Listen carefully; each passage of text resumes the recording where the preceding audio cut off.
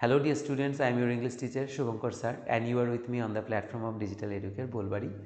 So আজকের ক্লাসটা কিন্তু খুব গুরুত্বপূর্ণ হতে চলেছে বিকজ আজকের ক্লাসে আমি কিন্তু 2025-এর মাধ্যমিক পরীক্ষার সম্ভাব্য কী আসতে চলেছে তার একটা সুন্দর মানচিত্র তুলে ধরতে চলেছি, একটা সুন্দর সাজেশন তোমাদের সামনে শেয়ার করতে চলেছি। সো তোমরা সবাই কিন্তু স্ক্রিনের দিকে তাকিয়ে থাকো এবং সবাই মনোযোগ দিয়ে শোনো। তো যাই হোক, সাজেশন ফর ক্লাস 10 2025 মিশন মাধ্যমিক 2025। সো আমরা প্রথমে আগে একটা জিনিস দেখে নেই যে সেকশন কী করে সাজানো হচ্ছে। তা আমাদের সেকশন এতে আমরা জানি যে আমাদের ফুল মার্কস 90-তে হয় এক্সামটা। সেখানে হচ্ছে সেকশন এতে 40 মার্কস। সেকশন এর মধ্যে কি, যেখানে আমাদের সিন অর্থাৎ প্রোজ এবং পোয়েট্রি, সেখান থেকে 20 মার্কস থাকে। প্রোজের থেকে থাকে 12 মার্কস আর পোয়েম থেকে থাকে হচ্ছে 8 মার্কস 20, অ্যান্ড আনসিনের থেকে থাকে 20 মার্কস।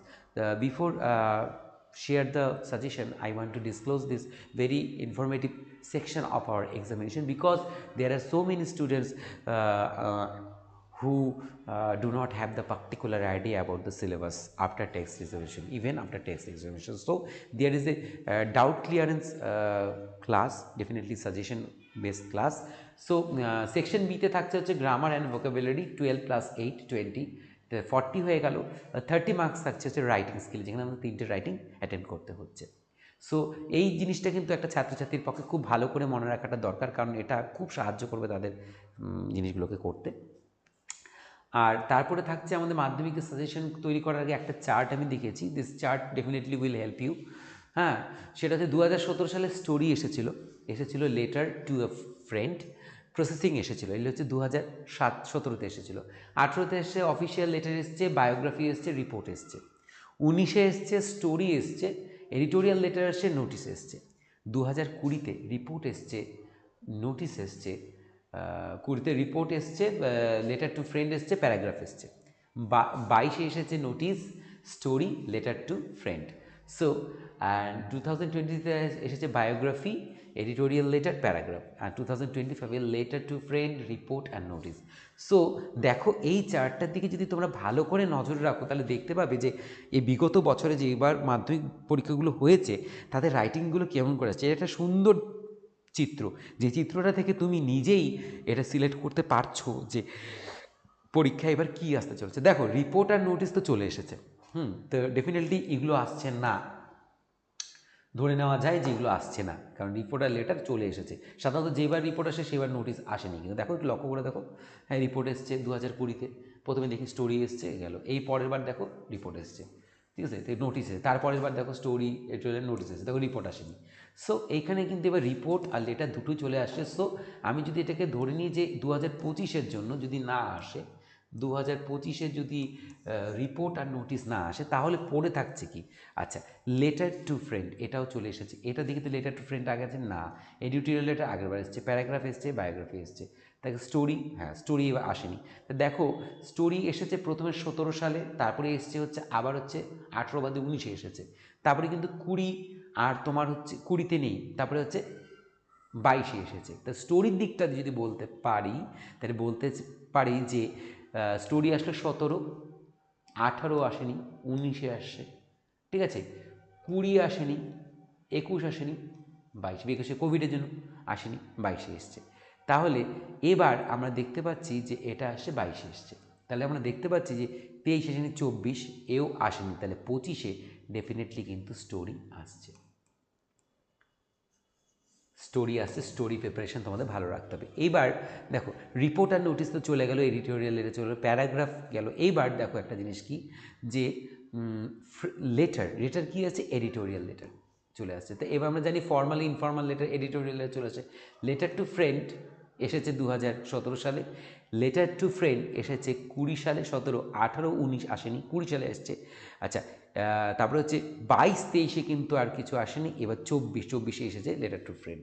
তাহলে 24-এ লেটার টু ফ্রেন্ড চলে এসেছে, তাহলে এবার হয়তো লেটার টু ফ্রেন্ড আর আসবে না, না আসবে না, লেটার টু ফ্রেন্ড আসবে না। তাহলে পড়ে থাকলো কী কী? পড়ে থাকলো প্যারাগ্রাফ 23-এ এসেছে, তার আগে প্যারাগ্রাফ কবে এসেছিলো, মাঝখানে 1 বছর, তাহলে 1 বছর গ্যাপ হয়ে, তাহলে এবার কিন্তু প্যারাগ্রাফ থাকছে, প্যারাগ্রাফ থাকছে। প্রসেসিং সেই প্রথম এসেছে, তারপরে একবারও আসেনি, প্রসেসিং এবার থাকছে।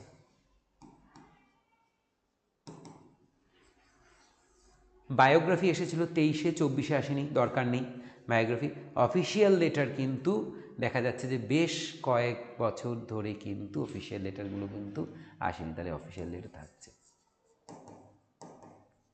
তো official letter, processing, paragraph, story এগুলো কিন্তু থাকতে পারছে। এছাড়া যদি একটু ভালো করে বলতে চাই তাহলে যেগুলো মনে করি রিপোর্ট আর নোটিশ বাদ দিয়ে বাকি যেগুলোই আছে সেগুলো যদি একটু খুব সুন্দর করে কেউ দেখে যায় তাহলে কিন্তু তার আর কোনো সমস্যা থাকছে না, কিন্তু কোনো সমস্যাই তার কাছে থাকছে না। যেমন লেটার টু ফ্রেন্ড, এটা যেহেতু চলে আসছে সেই জায়গায় তুমি অফিসিয়াল দিয়ে রিপ্লেস করে নিলে, এডিটোরিয়াল চলে আসছে, দরকার নেই। প্রসেসিং বহুদিন ধরে আসে না, আসতে পারে। বায়োগ্রাফি এসেছে যেহেতু 23-24 আসেনি, তো এবার বায়োগ্রাফি, এখানে প্যারাগ্রাফের মধ্যে বায়োগ্রাফি আমরা ধরে রাখবো, বায়োগ্রাফি ধরে রাখবো আর প্যারাগ্রাফ ধরে রাখবো, জেনারেল বায়োগ্রাফি দু ধরনের হয়, তোমরা জানো, একটা লিভিং লেজেন্ড, একটা লেজেন্ড। লিভিং লেজেন্ড যারা হচ্ছে বেঁচে আছে, আর লেজেন্ড যারা হয়তো মানে ছিলেন একসময়, এখন নেই, নেতাজি সুভাষচন্দ্র বোস, ভগৎ সিং, এরকম। তো যাই হোক, তো এটা হলো একটা সুন্দর মানচিত্র যেটা দিয়ে তুমি কিন্তু তোমার প্রিপারেশনটা বুঝেই নিচ্ছ যে কী কী পড়তে হবে। ওভারঅল যদি তোমরা এই জিনিসগুলোকে বাদ দিয়ে বাকিগুলোকে সুন্দর করে চক করে পড়ে নাও তাহলে কিন্তু আর কোনো সমস্যাই থাকছে না। আচ্ছা, এবার যেটা আমি বলবো যে এইদিকে দেখবো, তাহলে এইটা কিন্তু এবার সাজেশনের list. So finally there is a list of topics that you have to prepare. এইটা কিন্তু তোমাকে প্রিপেয়ার করতে হবে, যেটা ফাইনালি আমি বলে দিচ্ছি। এটাই কিন্তু তোমার ফাইনাল সাজেশন, যেটা তোমাকে খুব ভালো করে সুন্দর করে ফলো করতে হবে। তো এবার এখানে আমরা কি আছে, প্রসেস প্রিপারেশন আছে, স্টোরি রাইটিং আছে, অফিসিয়াল লেটার, ফর্মাল লেটার আছে, বায়োগ্রাফি আছে, প্যারাগ্রাফ আছে, যে জিনিসগুলো কিন্তু তোমাদের খুব ভালো করে দেখতে হবে। এই কয়টা টপিক যদি ভালো করে দেখে যাও তাহলে কিন্তু আই হোপ তোমাদের কোনো সমস্যা হবে না। এটা কিন্তু খুব সুন্দর একটা আইডিয়া। এবার দেখো, এখান থেকে কিন্তু আমি বলে দিতে পারি প্রসেসিং এগুলো, প্যারাগ্রাফ, স্টোরি রাইটিং, এগুলোতে হিন্টস। তো দেখো এইভাবে কিন্তু করে কিন্তু বলে দিয়ে হয়তো 2-4-5টে বলে দেবো, তুমি সেগুলোই পড়ে বসে থাকবে, তা কিন্তু করা যাবে। তোমাকে কনসেপ্টটা ক্লিয়ার রাখতে হবে, ওরকম ভুয়ো কমন দিয়ে লাভ নেই কিন্তু। কারণ তুমি যদি প্রিপারেশানটা 100% রাখো, প্রসেসিং যদি ভালো করে তুমি লিখতে পারো, প্রসেসিংয়ের যে বই, যে সিলেবাস দেওয়া রয়েছে আমাদের হাইলাইটস বইয়ে ক্লাস 10-এর, সেটাকে যদি কেউ ভালো করে ফলো করে তাহলে আর কোনো সমস্যা নেই। স্টোরি যা যা দেওয়া আছে স্টোরিতে আমরা সেগুলো করব, যেগুলো বিগত বছরে এসে সেগুলো দেখব। খুব কমন যেগুলো মোরাল আছে, ফেবল আছে, সেগুলো একটু ভালো করে দেখে যাবো। তার জন্য স্টোরি লেখার অভ্যেসটা রাখতে হবে। শুধু কমন দিয়ে দিলাম, সেটাকে নিয়ে তুমি মুখস্থ করে গেলে, গিয়ে দেখলে যে একটাও নেই, এটা তোমাকে বিপদে ফেলা, এছাড়া আর কিছুই না। তোমাকে আগে এই জিনিসগুলোকে ভালো করে রপ্ত করতে হবে, খুব ভালো করে। আর আমাদের ক্লাস আসতে চলেছে প্রত্যেকটা টপিকের উপরে, তাহলে তোমার কোনো সন্দেহ নেই আমি প্রত্যেকটা টপিক কী করে লিখতে হবে তোমাদেরকে সুন্দর করে বুঝিয়ে বুঝিয়ে শিখিয়ে দেবো, যাতে করে কারোর মুখাপেক্ষী হয়ে তোমাকে যেতে নয়, এমনকি আমারও নয়। শুধু গাইডেন্সটা ভালো দরকার। হ্যাঁ, শুধু বোকা ক্যারানি তৈরি করে লাভ নেই, শুধু গাইডেন্সটা ভালো দরকার, শুধু গাইডেন্সটা দরকার ভালো মতন, আর কি করে চলতে হবে সেটা শেখাতে হবে। এটাই কিন্তু মূল লক্ষ্য আমাদের, যে তোমাদেরকে কোনো একটা বাধা ধরা জিনিস দিয়ে দেবো, তোমরা পড়ে গেলে তারপরে গিয়ে আসলো, তাহলে কী হলো, তোমার তো পুরোপুরি তুমি মুখ থুবড়ে ভেঙে পড়বে, সেটা না। আর যদি তোমার এই ক্লিয়ারগুলো করে দেওয়া যায়, ডাউটগুলো তুমি যদি লিখতে তোমাকে শিখিয়ে দেওয়া হয়, কী করে লিখতে হবে, কোথায় কী ট্রিক্স কাটিয়ে কোনটা দিয়ে কী তৈরি করা যাবে, এটা যদি শিখিয়ে দিতে পারি আমরা, তাহলেই তো হয়ে গেল। যেটা শিখিয়ে দেবো 100% দেবো।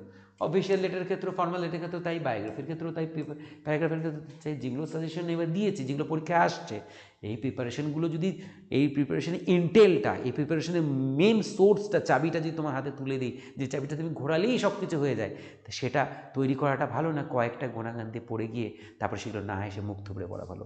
এরকম আমি বহু দেখতে পাই যে টিচাররা ছাত্রছাত্রীদেরকে নানা রকম কিছু লিখে দিয়ে, বলে দিয়ে তাদেরকে বিভ্রান্ত করে দিচ্ছে, বলছে তারা তারপর সারা মাস, এই 3 মাস বা 2.5 মাস তারা ওটাই চোখ কান মুখ বন্ধ করে পড়ছে, তারপর দেখা যাচ্ছে এক্সাম অনুযায়ী ওগুলো নেই।